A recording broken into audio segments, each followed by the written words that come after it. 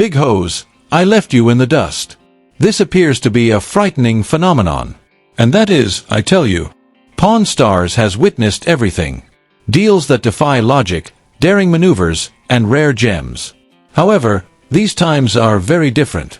From million-dollar antiques to jaw-dropping last-minute negotiations. These are the most outrageous transactions that have ever taken place within the pawn shop. Now, this episode got off to a hilarious start.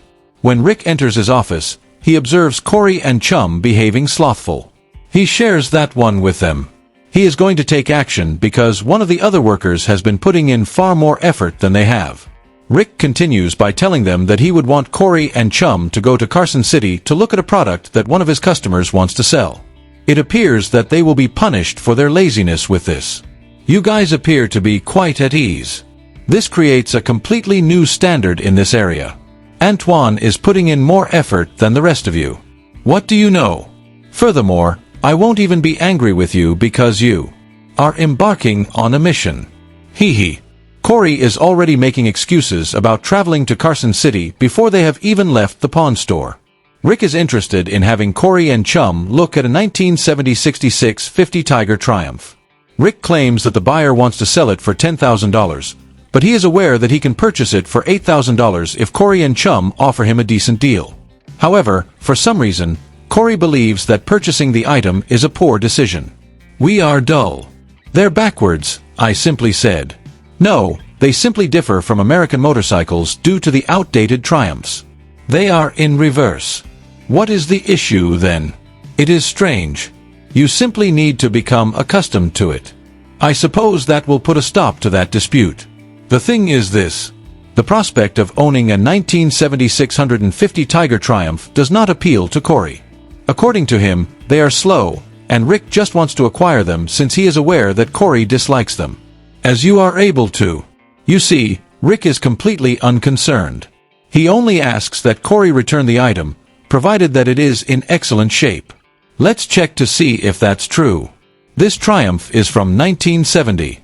Well man, that's good. In fact, I purchased this bike in 1999 and delivered it to my nephew, who in just 3 years transformed it from a pallet of parts to its current state. It appears that Corey may change his mind. You can tell he wants to buy the 1970 Triumph Tiger when he sees it. Chum and Corey arrive at the client's bike shop and are astounded by what they see. The bike's owner claims to have received it in 1999 and given it to his nephew. His nephew spent 3 years restoring the bike from a pallet of parts to its current state. It must have taken a lot of effort. Do you like this? Keep it a secret. However, everything is genuinely quite clean. Your nephew performed admirably. It seems as though it just rolled off the factory floor. Similar to a solar-powered device. It is quite pleasant to hear that. Now, Corey and Chum are aware that they could sell the bike for a very high price if they bought it. They are told by the bike's owner that they are highly collectible. The 1970 Triumph 650 Tiger was nearly tough to obtain during a time when it was out of stock. We can only hope that the customer will be open to paying the amount they desire. It's also as quick as it appears. This is what we give our Paco racecourse a call. In order to draw attention, get people into our booth, and other things, we constructed it for the show circuit in 2013. It appears that this one is designed to go quickly. I believe that Corey's only option at this moment is to adore the 1970 650 Tiger Triumph motorcycles. They simply are so different. After completing his demonstration of the first bike he had for sale, the customer proceeded to show Chum and Corey the second bike. I assure you that this other bike was nothing less than amazing. It is likely that Corey and Chum will purchase this bike. In my opinion, the $40,000 is well worth it. It couldn't be constructed for that. You know, it's a unique piece that you won't find anywhere else in the globe. Alright, tell me what you want from the Triumph. Are you taken aback? No, you ought not to be. No one does not bring a helmet when they go to check out a bike. They arrived well prepared. The second motorcycle was known as a Paco racetrack. The bike shop's owner claims that he constructed it in 2013 for the show circuit in an effort to draw customers to their stand. This is the insane part. Then, he informs Corey and Chum that $40,000 is the lowest amount he would accept for a machine's beat. That's way over their budget, hee hee. Let's check out the motorcycles ride. Yes, both of these motorcycles are quite efficient. I'm not sure if they agree with my motorcycle stand, but I know my dad is eager to give it a try. Chum claims that you drive the Paco racetrack like a badass, and I can't even dispute that. It moved quickly. They appear to be in excellent shape, and they suit the motorcycles running.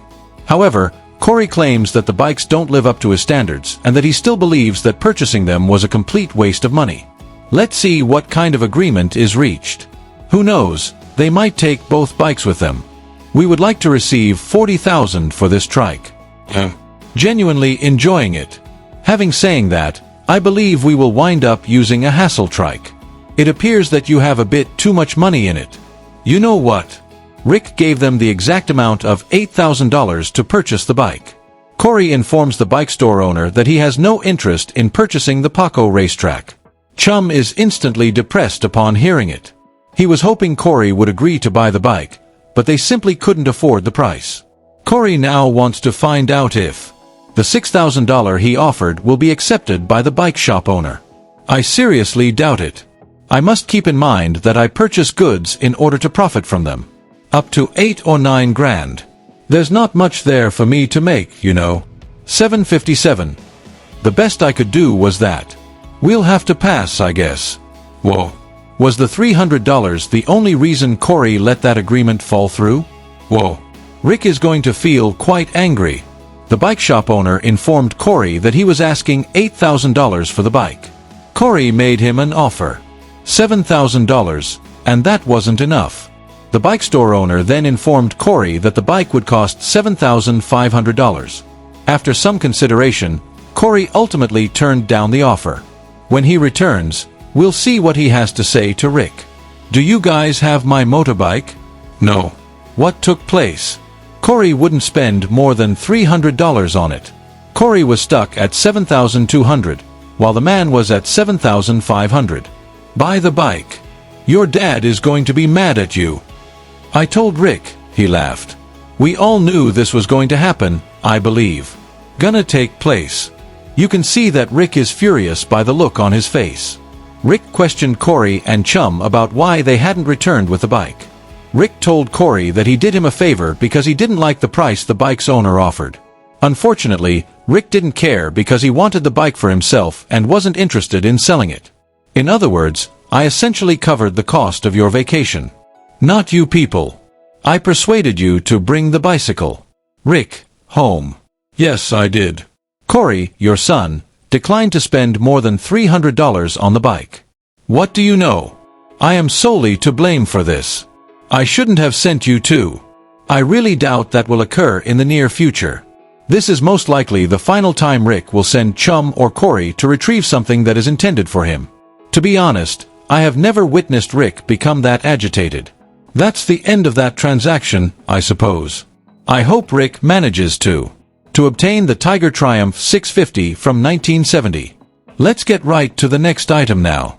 I'm selling my collection of World of Springfield Simpsons to the pawn shop today. In addition to the 133 distinct pieces, there are, I believe, 20 or 30 distinct settings that engage with the characters. I have never seen a larger collection of Simpsons than this one. It would be believable to assume that this consumer works at the facility that produces these action figurines of Simpson. This client is now heading to the pawn shop. When they finally meet, Chum is astounded by what he sees. As a cartoon enthusiast, it is obvious that Chum will be eager to purchase the Simpsons action figure collection.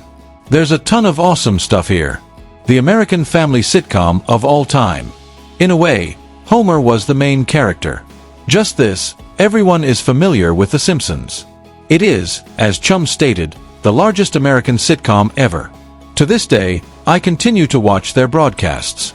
In the game, The Simpsons have appeared. Longer than most shows. They always stood out somehow.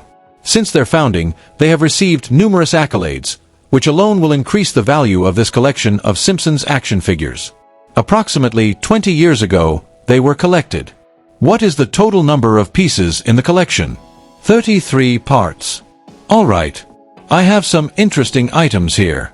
You got $2,000 seems like a reasonable price, if we are being honest. I would have been ejected from the pawn shop by Chum if I were the client. For the Simpsons action figure collection, I would have paid him an absurd sum. Chum is informed by the client that he wants to sell the complete collection for $2,000 in total. Chum then informs him that it will be difficult to sell 133 of the action figurines. I'm curious how much Chum would be willing to spend on the complete set of Simpsons action figures. I'm not going to believe you. All right. I'm directly across the road. Stay put. I can bring them here. Of course. And we can agree on a price that makes sense to me. We might make an agreement. Well, we can't claim that wasn't anticipated.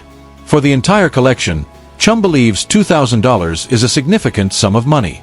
After that, Chum informs the client that he would like to get in touch with one of his specialists to come look at the collection of Simpsons action figures and see if he can profit from their sale. If all is well, Chum may choose to provide the client with an agreement. The client seemed to be fairly certain that the specialist will support him. I would like to know how much you believe everything is worth. Well, it truly depends on what you have in this situation. The fan base for The Simpsons is enormous. There are many people that collect Simpsons items. It appears that the customer was correct when he predicted that the expert would support him. When Chum's action figure expert arrived at the pawn shop, he was astounded. Observed how many Simpsons action toys the customer had brought into the pawn shop, an absurd number. The expert's admiration for the show was too obvious to conceal. The only thing left to do, I suppose, is to decide whether paying $2,000 for the collection is a wise decision. You have playsets like the green play set all over you, you know. In the past, this was comparable to a $250 playset. It is around a $65 play-it. Whoa, that is really awful. I was not expecting to hear that. You could see the client's expression when the specialist delivered the unfavorable news. He felt let down. After the expert finished his inspection, Chum asked him if it was wise to spend $2,000 on the Simpsons action figure collection. The expert grinned and informed Chum that the most he could get if he tried to sell it for that price was $2,200. That's hardly no profit. It will undoubtedly lower your asking price. Yes. Well, if I decide to purchase this collection, seeming to be around $700. No, that's pushing this to $1,000. With my head out, I could leave this place. At this point, you can be sure that the customer will say anything to get Chum to purchase the Simpsons action figure collection. You already understood that the price will decrease based on the expert's advice. The consumer thought it was crazy that Chin was offering $700 for the collection. I don't think Chum is prepared, but the customer asked if he could go up to $1,000. To reach that height. This would be fantastic if you do a 000. I mean, I believe I could still earn a little money on it for $50. Nice. Now, isn't it the sweetest thing ever? We received. Who would have guessed that this customer would really utilize the funds to purchase a ring for his girlfriend? She must be a very fortunate girl. Chum danced with the customer about the price. Chum made the Simpsons action figure collection available to the purchaser for $950. The client refused to back down and informed Chum that the $1,000 was still a terrific bargain. After considerable consideration, Chum shook hands and struck a bargain. Is Grandpa here, Chum? What's happening? What are you saying? Well, I'm not sure. From where did all of this Simpson material originate? And why are you taking pictures of your dog? Hee hee. I apologize, but this is hilarious. Does Chum truly believe that his dog's prints on the Simpsons action figure collection will be enough to sell them? He cannot be. Very seriously. Following the transaction, Rick and Corey noticed Chum using his newfound collection of Simpsons action figures to take photos of his puppy. The fact that Chum actually purchased 133 Simpsons pieces and believes that his puppy will increase sales of the parts surprises them. I let it, but I'm not a big fan of the dog at work anyhow. However, when you are at work, you must be working. So, Rick, she's more than just a dog. Pay will not be selling goods. Peaky is not an actual worker. It appears that neither Rick nor Corey trust Chum. They do not think his puppy will increase sales of the Simpsons action figure collection. Chum informs them that he knows he will make strong sales because his puppy is a member of the team. He is pushed away by Rick and Corey, who advise him to return to his job. Is Chum able to generate revenue from the action figure collection of The Simpsons? We'll have to find out, I suppose. Let's sign up for the remaining ones here. We're sending out a lot of orders, Pinky. I warned you that this was a bad idea. What? Nobody will purchase anything merely to obtain a signed photo of Pinky. Hee hee. I believe we know the answer to that query. Chum succeeded. The fact that Rick and Corey are shocked that Chum actually succeeded is even more astounding. All day long, he has been receiving orders from clients. And Rick seems unable to accept that it's truly taking place. Rick is informed by Chum that consumers are spending an additional $10 to have his puppy's thumbprint placed on the Simpsons action figure collection prior to purchase. I don't understand. I'm at a loss for words. If you would want, I can get you all one for free. That is illogical. Why? Pinky is not even well known. Rick, notice that she doesn't like what you're saying. Rick and Corey are just bitter losers, that's all I can say. They undervalue Chum, and he showed them to be mistaken. The only thing I can say is that Chum's dog is now a full-time employee. To prove to Rick that he is a member of the team, Chum even got his pet a personalized outfit. Hopefully, they will never question Chum's promise to earn the money. Shall we wait and see what the next item is? So, you dragged me out here to witness this. Oh, I see. Since it's a mountain cannon, it's intended to be worn on a group of mules. It's essentially a disassemblable cannon. Let's face it, that cannon also appears frightening. Whoever is going to be the target of this cannon's flings is going to have a rough day because of what Rick just said. A man who wanted to sell his ancient cannon called Rick and Corey. To inspect the cannon, they pull up to the shooting range. As soon as they arrive, the sight of the gun leaves them stunned. It's larger than they anticipated. So, where did you purchase this item? I've been holding on to it since my dad, who bought it from a private dealer back in the 1970s, eventually agreed to give it to me. All right. This customer's claim that he was ignorant of the old cannon was accurate. The customer said that his father bought the cannon from a private dealer in the 1970s when Rick questioned him where he acquired it. He has been holding on to it ever since his father left it to him in his will. The soul. He is in possession of the ATF paperwork that was included with the cannon. Other than that, he is essentially ignorant of the cannon. Alright, so here are some things we need to know whether it works. It's one thing if it works and fires. Did you say redneck lawn art? If not, it's just redneck yard art to me. Indeed. To make sure he heard the customer correctly, Rick had to ask him to repeat himself. $50,000 is a ridiculous sum of money if ask me. Before they consider engaging in any talks, Rick advises the customer to try the cannon to determine if it even fires. However, I doubt Rick will be willing to shell out $50,000 for this cannon. That's a lot of money, even though it's old. Let's hear the experts' thoughts on this cannon. These are quite uncommon. There were fewer than 200 of these produced. They were out of style after a relatively brief period of time in 1901 and 1902. I think that's fantastic news. Anything labeled as antique will undoubtedly fetch a high price when sold. However, $50,000 might be far too much money in this customer scenario. The specialist walks over to the shooting range, and he is struck by it the instant he sees it. That anything this old is in such excellent condition astounds him. That is one aspect of the situation. If this cannon even works, Rick and Corey must find out. Would it be okay if I open the breech door? And look. Take action. The board is extremely good, I must say. It's kept up nicely. Even if there is hitting, all of the lands and grooves are still clearly visible. One of Rick's strengths is that he is always ready to test weapons and determine whether they are effective. He simply adores anything that erupts in a loud kaboom. The antique cannon appears to be in excellent shape after the expert's inspection. Now all he needs to do is fire the cannon and check to see whether it works. This buyer will undoubtedly leave with a sizable sum of money if the cannon does discharge. We will terminate it. I purchased the necessary supplies. Additionally, I discovered an ancient, antique gel that still had its original copper ring. Because the copper ring is softer than the barrel's internal rifling, it will spin more accurately. It's safe to assume, in my opinion, that this specialist has a few secret weapons. Corey and Rick won't ever see this. Approaching. Returning to the firing range, the expert is prepared to test the cannon. But here's the major surprise. He will use barrels that resemble wood and have been rigged with explosives as his target. The expert intends to deliver Rick and Corey a big kaboom because they are clueless. I already see their faces in my mind. I will shut down the breach. This is a primer for friction. In 1902, they would have used just this. Additionally, they would have carried out this very procedure with a lanyard. There's fire in the hole.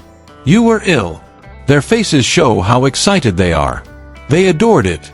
The deafening explosion of the bombs caught me off guard. It reminded me of an action movie scene. Oh no, I wish I had fired the gun myself. Well, at least we know the cannon is in fine condition and functions. The expert just needs to provide Rick and Corey with a price for the cannon. Let's see if this client will leave with $50,000. We refer to that as shrapnel. I must confess, incredibly cool. Given its current state, its capabilities, and its exquisite restoration, I believe it is somewhere between $35,000 and $40,000. Whoa. I have never seen a faster deal than that one. Given that Corey does not share his father's passion for firearms, who would have guessed that he would wish to purchase the antique cannon? The expert's estimate of the cannon's value after the thunderous kaboom was between $30,000 and $40,000. After that, Rick made the buyer an offer of $20,000. Rick was asked by the client to raise the price to $25,000, and Corey shook the customer's hand as soon as he heard that sum. Is there anything more we can blow up? As long as it's my turn to shoot. You folks have no idea whether we have another barrel. I'm sure we do, and I know you. Of course we do. Indeed.